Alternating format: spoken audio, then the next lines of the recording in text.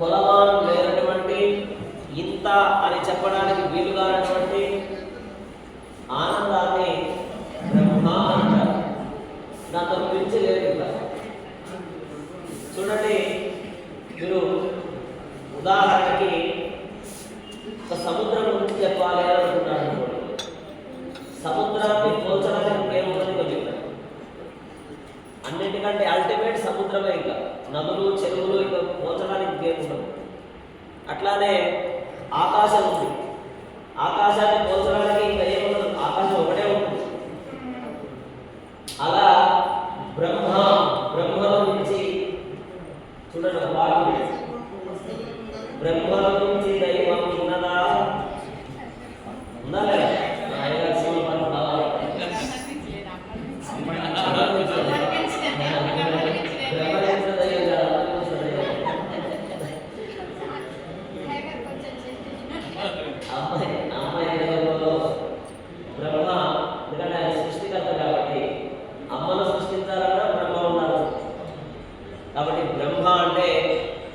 చతుర్ముఖ బ్రహ్మ మాత్రమే కాదు, బ్రహ్మ అంటే అద్భుతమైన ఆనందాన్ని పొందేది.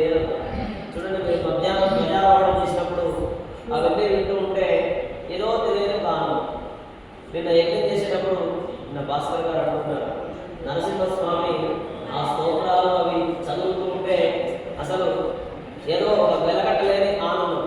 కోట్ల రూపాయలు ఇచ్చినా అలాంటి ఆనందం అనేది దొరకదు. తర్వాత ఇందాక వాహనాలు మోస్తూ ఉన్నారు, అదే ఒక ఆనందం. ఇది అల్టిమేట్ అన్నట్టు. మీరు ఎన్ని పెళ్ళిళ్ళు చేసినా, ఎన్ని దావత్లు చేసినా, ఎన్ని ఇంటి పాటలు చేసినా, ఎన్ని రీల్స్ చేసినా, ఈ మధ్యన అన్ని రీల్స్ బాగా చేస్తున్నారు. ఎన్ని రీల్స్ చేసినా, ఏమి చేసినా కూడా ఈ ఆనందం రాదు. ఆ ఆనందం కాసేపే. చాలామంది ఎన్నో ఫోటోలు షూట్లు చేస్తూ ఉన్నారు. వాటన్నిటి వల్ల మీకు ఏదో ఊరికే చేయాలంటే ఎంత తొందరగా అయిపోతే బాగుంటుంది అని అనిపిస్తుంది. ఇంకాసేపు ఉంటే బాగుంటుంది, ఇంకాసేపు చూస్తే బాగుంటుంది. పనులు కాస్త తొందరగా ముగించుకొని రావాలి, ఆనందాన్ని పొందాలి. భక్తులందరూ కలిసి ఆనందాన్ని, అమితమైనటువంటి ఆనందాన్ని పొందాలి అని అనుకునేదే బ్రహ్మోత్సవం.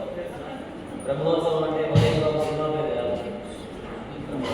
అంటే అందరూ కలిసి ఆనందంతో జరుపుకునేది అని అన్నారు. ఇంకొక అర్థం ఏంటంటే, చతుర్ముఖ బ్రహ్మ మొట్టమొదటిసారి శ్రీమన్నారాయణుడికి ఉత్సవం జరిగాడు. అందుకే దానికి బ్రహ్మోత్సవం అని పేరు వచ్చింది. ఉత్సవం అని, మహోత్సవం అని, బ్రహ్మోత్సవం అని 3 పేర్లతో పిలుస్తారు. అటువంటి ఈ బ్రహ్మోత్సవాల్లో మరి దాన్ని ఏం చేశారు? ఏదో అన్నం వేశారు, పాటలు పాడారు, దానికి అనుగుణంగా ఆ వాయిద్యకారుడు ఏదో కొట్టాడు అని అంటే దాన్ని ఏమంటారంటే బలిహరణ. ఈ ఆలయాన్ని 365 రోజులు 24/7 24 గంటలు ప్రతి క్షణం ఆలయాన్ని రక్షిస్తూనే ఉంటారు. ఎవరు? అష్టదిక్పాలకులు. ఇంకా అక్కడ రాగాలలో బలిపీఠాలు అంటున్నాడు. 8 దిక్కులా ఉంటాయి. అవి ప్రతిష్ఠ చేసినప్పుడే ఆ బలిపీఠాలను కూడా ఏర్పాటు చేసి ఆయా దేవతల్ని ఆహ్వానం చేస్తారు. ఇంద్రుడు, అగ్నిదేవుడు, దేవత దిక్పాలకులు అంటారు. ఆయా దేవతలకి ప్రతిరోజు కూడా మీకు రోజు కూడా చూడవచ్చు. ప్రతిరోజు స్వామికి నైవేద్యం పెట్టిన తర్వాత వాటన్నిటిని కూడా బలిహరణ అని అన్నం పెడతారు. ఒక ఈ బ్రహ్మోత్సవాల్లో మాత్రం ఇందాక మనం చెప్పినట్టుగా రాగతాళయుక్తంగా వాటికి వేస్తారు. మామూలుగా అయితే 4 ఉంటాయి. రాగం ఉంటుంది, తాళం ఉంటుంది, నృత్యం కూడా ఉంటుంది. ఒక్కొక్క నృత్యం ఉంటుంది. రాగం, తాళం, నృత్యం, పల్లవి. రాగం ఉంటుంది, దానికి తగ్గట్టుగా తాళం ఉంటుంది, దానికి తగ్గట్టుగా నృత్యం ఉంటుంది, దానికి తగ్గట్టుగా నైవేద్యం కూడా ఉంటుంది. ఈ 4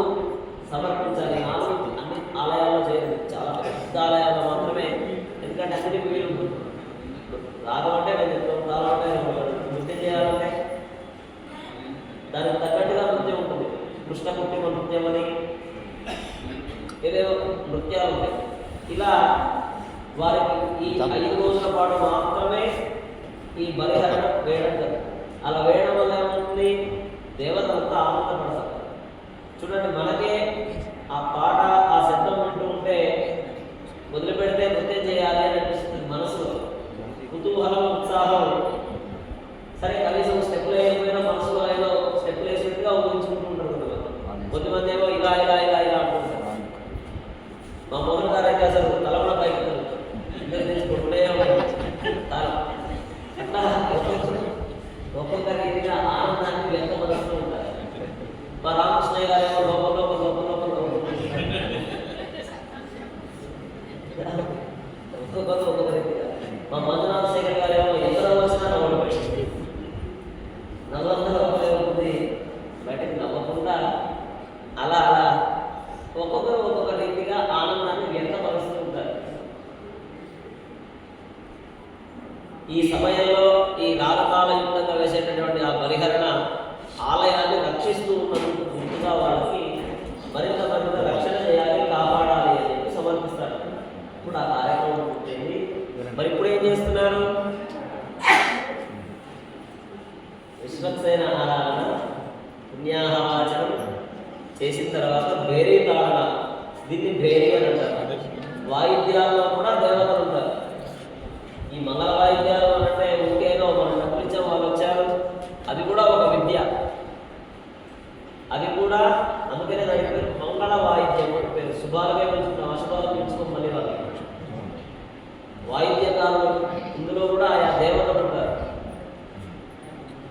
బ్రహ్మ, తర్వాత సరస్వతి, తర్వాత ఋషులు, రంభాది అప్సరసలు, వాళ్ళంతా ఇందులో ఆవాహన షోడశోపచార పూజ అయిన తర్వాత ఆ వాయించేటటువంటి వాయిద్యకారులు కూడా చంద్ర తాంబూలాలు ఇవ్వడం జరుగుతుంది.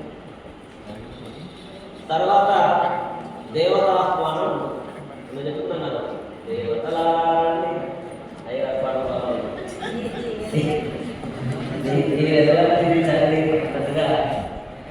చూసేది వింటున్నారు. సినిమా పాట తర్వాత వచ్చింది, ఇది మూవీ, ఇది ఎప్పుడు వచ్చావు. దేవతాహ్వానం అనేది దేవతలంతా ఒక్కొక్కరు ఒక్కొక్క దగ్గర ఉంటారు. చూడండి, మనకి ఎన్ని లోకాలు ఉన్నాయి? ఎన్ని లోకాలు? 3, 7, 14 లోకాలు. అతల, వితల, సుతల, తలాతల, రసాతల, మహాతల, పాతాల అనే 7 లోకాలు.